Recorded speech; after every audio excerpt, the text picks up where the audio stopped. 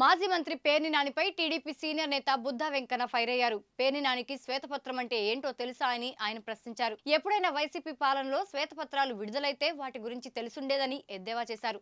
చంద్రబాబు ముఖ్యమంత్రి కాగానే పెంచిన పెన్షన్ ఇచ్చారని, జగన్ సీఎం కాగానే ప్రజావేదికను కూల్చిన సంగతి ఆయన గుర్తు చేశారు. వైసీపీ పాలనలో చేరిన అవినీతి చెత్తంతా 35 రోజుల్లోనే క్లీన్ అవుతుందా అని బుద్ధా ప్రశ్నించారు. 11 సీట్లు కూడా ఎందుకిచ్చామా అని ప్రజలు ఆలోచించేలా వైసీపీ వ్యవహారం ఉందని ఆయన సెటర్లు వేశారు. అన్నం పెడితే అరిగిపోతుంది, చీర పెడితే చిరిగిపోతుంది, వాతలు పెడితే జీవితాంతం గుర్తుంటుంది. ఆంధ్రప్రదేశ్ ప్రజలు జగన్మోహన్ రెడ్డికి వాతలు పెట్టినా ఇంకా సిగ్గురాల. కృష్ణా జిల్లా పిల్లలందరూ పారిపోయారు. ఒక పుడింగి మాట్లాడుతున్నాడు పేర్ని నాని. జగన్మోహన్ రెడ్డి రాసిచ్చినటువంటి స్క్రిప్ట్ శ్వేతపత్రాల గురించి మాట్లాడుతున్నారు. శ్వేతపత్రం అంటే ఏంటో జగన్మోహన్ రెడ్డికి తెలుసా? శ్వేతపత్రం ఏ రోజన్నా విడుదల చేశాడా? ఎందుకంటే జగన్మోహన్ రెడ్డి ప్రజల ధనాన్ని దోచుకుని దొంగ కాబట్టి ప్రజలకి లెక్కలు చెప్పడం ఏమి చూపించడు. చంద్రబాబు నాయుడు గారు ప్రజాధనాన్ని ప్రజలకు పంచిపెట్టే మనిషి కాబట్టి శ్వేతపత్రం రిలీజ్ చేశాడు. శ్వేతపత్రం అంటే ఏంటో అర్థం తెలియని జగన్మోహన్ రెడ్డి, శ్వేతపత్రం అంటే ఏంటో తెలియని పేర్ని నాని చంద్రబాబు గారి గురించి శ్వేతపత్రం విడుదల చేసిన దాని గురించి మాట్లాడుతున్నారు. జగన్మోహన్ రెడ్డి పోలవరం ఎన్నిసార్లు వెళ్ళాడు ముఖ్యమంత్రిగా ఉన్న కాలంలో? చంద్రబాబు నాయుడు గారు పోలవరాన్ని సందర్శిస్తే తప్ప? పోలవరం పూర్తయితే ఈ రాష్ట్రం సస్యశ్యామలంగా ఉంటుంది కాబట్టి చంద్రబాబు నాయుడు గారు వెళ్తాడు, రోజుకి ఒకసారి వెళ్తాడు. ఏంటి మీకు నొప్పి? మీరు పనిచేయరు, చంద్రబాబు గారు పని చేస్తుంటే దాన్ని విమర్శిస్తారా?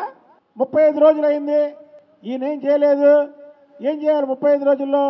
పెన్షన్లు మేము 2000 మీరు 3000 ఇస్తానన్నది తపల దశల వారుగా పెంచారు.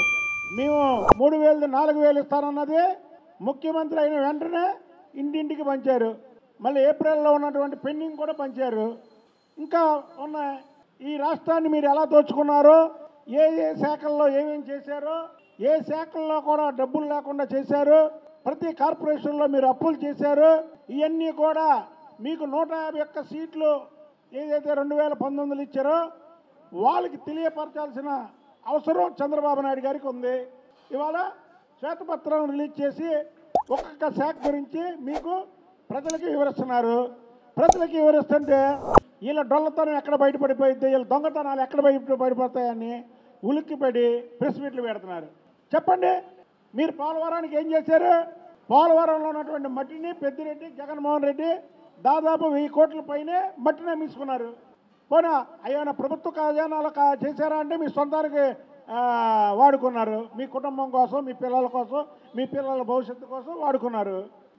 మీరేంటి, మీరు చేసిన పని ఏంటి చెప్పండి? ఒక్క పని ఇది చేశాడు జగన్మోహన్ రెడ్డి.